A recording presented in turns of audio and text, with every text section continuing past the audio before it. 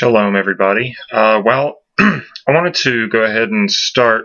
Um, I guess you could call this a teaching. I don't know. It's more of updates and giving you a little bit more insight of where I'm going to start and where we're heading from.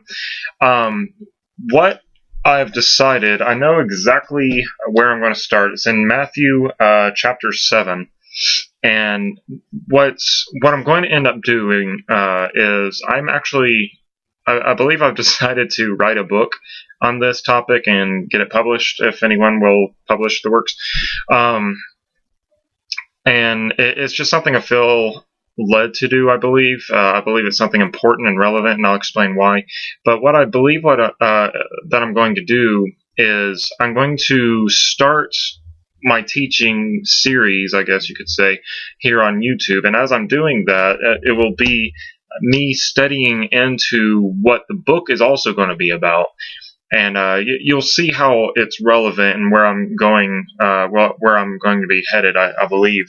And I wanted to kind of, I guess what this could end up being is like you see me in the midst of my research, how I came to certain conclusions and why they were wrote into the book. And people who read the book, if there are any people that do read the book, they will actually be able to go to, maybe I could reference this channel and they could find this playlist and, they could see more of a video / audio teaching on this particular topic. I had something else to say. I can't remember. That's the thing about this is I can't really edit this particular video. I guess I could on YouTube, but I'm not going to. Okay, so I wanted to jump in now. Teaching videos, they're starting to come back. I explained before. I have a direction, and I'm going to start here and just kind of talk over things. And I remember back when I first started doing teachings, there were several topics that I felt like I should actually start with just to kind of get them out of the way, kind of get a basis for where I am in my beliefs and everything, as well as the fact that it led me up to where I could actually share what I ultimately wanted to share at the time. And now I kind of have the same thing, but it's a study in and of itself. It's kind of like a series. You have these famous preachers or whatever, they have series that they go through, and they call it series, but realistically it's just a study through the scripture. They give it a fancy name and everything, and of course my book will have a title, but today, my daughter is at my dad-in-law's, so I'm actually able to sit down and focus on this. And she's actually spending the night, so I'll hopefully be able to get into this also tomorrow and have another video up for you. Like I said, it's in Matthew chapter 7.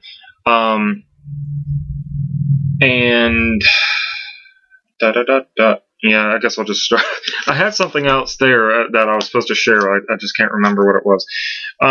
Okay, I'm going to read from the New King James Version, and so I can actually just kind of explain things. I'll go ahead and read it. It's Matthew chapter 7. I'll start in verse 21 and in 23. This is Yeshua speaking. He says, "Not everyone who says to me, 'Lord, Lord,' shall enter the kingdom of heaven, but he who does the will of my Father in heaven.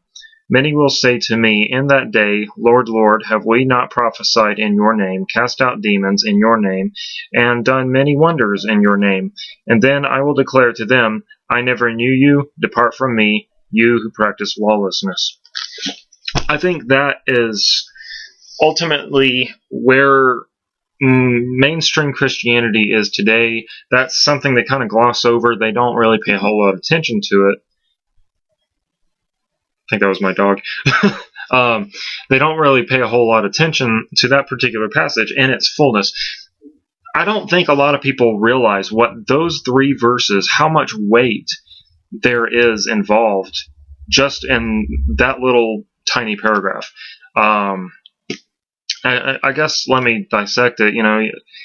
There's a lot of controversy kind of surrounding Lord, Lord, and you might be asking what controversy.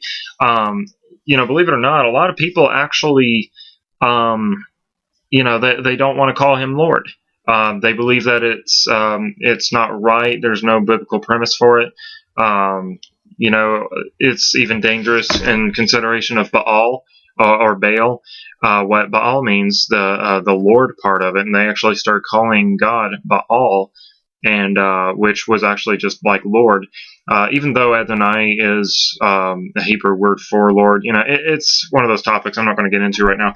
But you know, he says that not everyone who calls me Lord, which is basically a landowner, you know. I like to think that he does own the earth, so he is my Lord. But so shall not enter the kingdom of heaven. So there you go. Not everyone who says, you know, who calls him Lord will enter heaven. Not everyone who, you know, confesses him even as Christ or Messiah will enter the kingdom of heaven. Is basically what he says. They won't enter the kingdom, even if they say that. And, you know, you walk down the street, or just go in and talk to people. You know, most of them, you know, 9 out of 10 say that, yeah, I believe in God, and, you know, I believe Jesus is the Son of God, and da da da. But, you know, not everyone's going to enter the kingdom of heaven. But that's not the part I want to really focus on. But he goes on to say, but he who does the will of my Father in heaven. So there you have what I think is the first really major thing as to push us into kind of a protagonist mode. And those of you who don't know, like, I guess in movies or comics or books, you have what's called a protagonist and an antagonist. The protagonist is the hero of the story.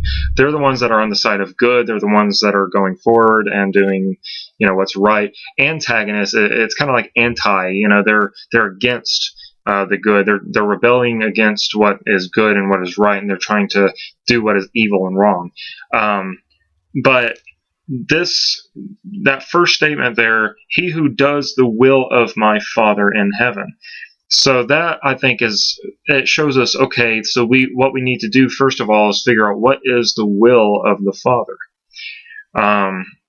I believe there's many of you already chiming in saying, I know exactly where this is going. This is exactly what I want someone to say publicly. You know, this is what we need to get down to. This is it. This is the bottom line.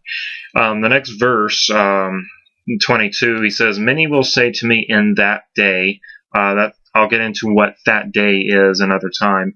Lord, Lord, have we not prophesied in your name, cast out demons in your name, and done many wonders in your name? That, with what he says that, you know, those who don't enter the kingdom of heaven, they'll say to me, Lord, Lord, I did this in your name, this in your name, this in your name. You know, they did some major things here. Some of these I haven't even done. I have prophesied, but like cast out demons, done many wonders in your name. He says that he's going to say, Yeshua says in the next verse, I never knew you. Depart from me, you who practice lawlessness. And that for years has been a point of major concern for me, because how many times have you ever walked into a Christian church, and from my experience, it's more like a Congregational Holiness, Pentecostal, Church of God, Assembly of God. You know, these denominations, these are the places where people, which I have actually witnessed, people being healed, people getting out of wheelchairs, blind eyes, you know, opened up and everything. I have literally seen that. I have seen demons cast out of people. I have actually, discerned spirits inside of people. So I know that everything that this talks and entails of is true, and that is something else that I want to get into, is the supernatural side of things. And the spiritual. I want to get into what that's talking about. But what I want to focus on now is the fact that he says to these people who actually cast out demons, who did these wonders, who prophesied in his name, that he's actually going to say, depart from me, because I don't know you. But that's I think that's anything to get any believer on edge. To re-examine themselves, to weigh themselves against Scripture, to look at this as a mirror and see what reflects them and what doesn't. But that final statement then, and this whole little section here, that's what the book is going to be focused on. And I won't talk about in context of the book. I was just, you know, I'll keep teaching it, but you know, it's kind of like the first video. Kind of looked funny in the look. I have a little video down here on the screen. I'm using my laptop to record, and I can see myself, and it looked funny. Sorry, rabbit trail. But that last statement: "Depart from me, you who practice lawlessness." Now, that's the other point of controversy within this context, within this text. What Yeshua says to people who have done these things. They did great things in his name. They did wonderful things. Even for the people that they prophesy, they cast out demons. Those are good works. We would see these things happen, and we would think, okay, that's a good thing. The person no longer has a demon in them. That person cast that demon out of that person in, Yeshua or Jehovah's name or Yahweh. And that is a good work. But even so, there is something that keeps them from entering the kingdom. And that is that he told them, here's the reason why, is because they practice lawlessness. And that is, we have to get down to what word that defines. What does that mean? To practice lawlessness, and I'm at 11 minutes here, so I'll try to wrap it up. And that's something else I want to ask you guys. How long is too long for me to talk? I know this is great information. It's scripture. I know it's something that's near and dear to my heart. I believe it's near and dear to your heart as well. But I want to know, how long is too long? How short is too short, as far as time-wise, on how much I should talk on these teachings? Because I'll try to keep them short, and also I'll try to use my other camera too. It's just more difficult, I think, because this one is actually more useful, and I can use it on screen. So give me your opinions. Let me know. But that thing, you who practice lawlessness, the action practice. And a proaction to lawlessness, actively doing against the law, doing that which is illegal in the Creator's eyes, in the Messiah's eyes. That which is illegal is against the law. It is unlawful. And then you have to remember what is the law. And then you have to also remember that what I'm reading from, at least, is a copy from a Greek manuscript. So they actually had translated the word from Hebrew, Torah, into lawlessness here in English, which in Greek I believe is anomia. It's basically to be without law. It's basically Torahlessness. Now, Torah, however, in Hebrew does not mean law, it means instructions. So it is you who practice Torahlessness who are without instruction. It's basically a child who disobeys their father. You train up your child the way that they're supposed to go, but they don't do that. And this is kind of the epicenter of the problem in the Messianic and the Hebrew roots, even in the Hebrew roots, as well as in the Christianity and the mainstream Christianity. That, I think, is the place where we should start. That's the center of the problem. That's where all the other problems are hanging.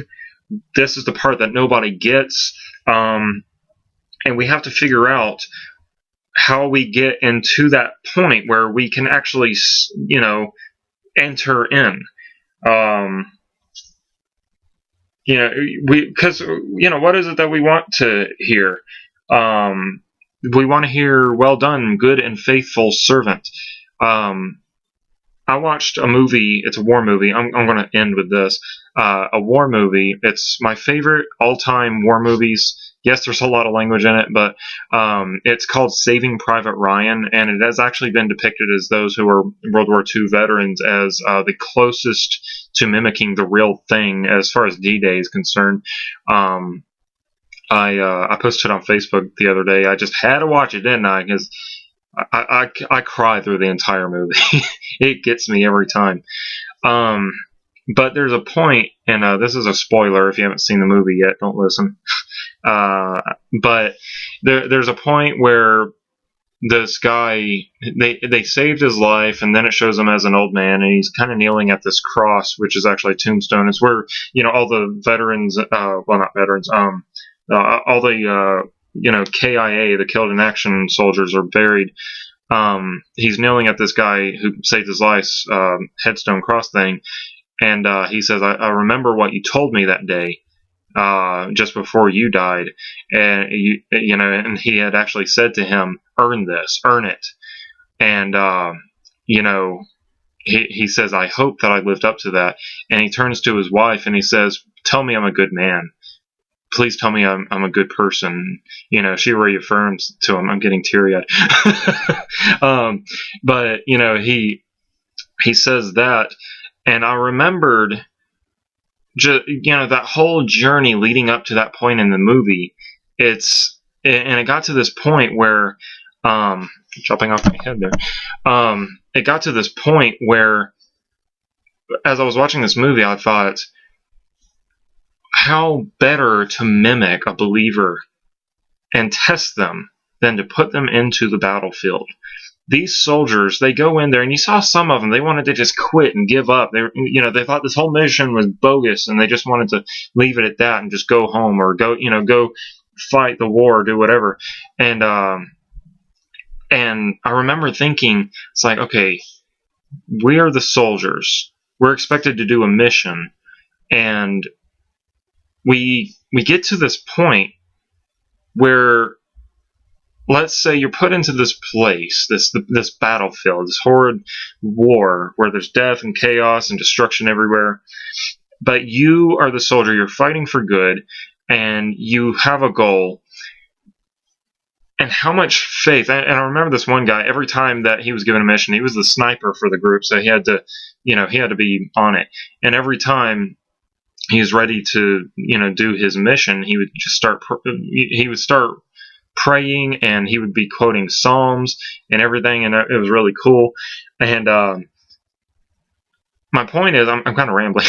My point is that in this war that we live in this reality, with the spiritual warfare, even the physical warfare, having to deal with all the politics and all the things that are going on, and everything else, just all the evils in the world, do we realize that there is an end result? There is a final destination, if you will. Do we have the faith to just keep trudging through all this war, just keep doing what we've been ordered to do by our commanding officer, and just keeping on going, fighting the fight, keeping in the battle? And even when it seems like everything is hopeless, do we just keep on going anyway, because that is what the orders are from above? And we also have to remember what the orders are. What were the instructions? He told us to do this, go here, do this, go here, do this, etc. And even when it gets hard, we come up to a brick wall, and we get to a minefield, and we get to this point where it's just like everything just seems lost and hopeless. Do you still keep going, or do you give up? There's so many scenarios, and I kept thinking that. I hope I communicated that well. Everything worked the other day when I was bawling my eyes out at the movie. But that's our starting point, is Matthew 7, 7:21. Read the whole chapter; it's great. But we're starting with Yeshua's words, and I want to examine his words, and I want to take. I want to dissect the words, what he said, how much do they have to do with the Torah, and I even want to go into what the prophets say. And I realize also that, there's so much prophecy that could have to do a lot with today, but everything still comes back to the Torah. Prophecy is great. Knowing what's ahead is great. Trying to interpret that and warn the masses, that's great.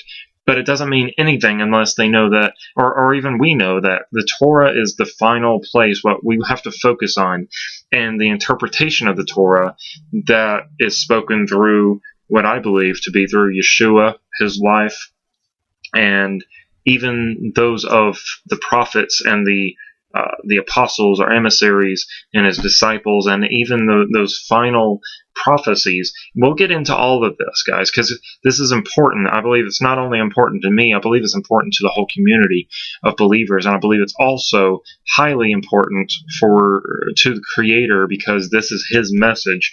And eventually we will get down to that very first thing that I talked about, and that is he who does the will of my Father in heaven.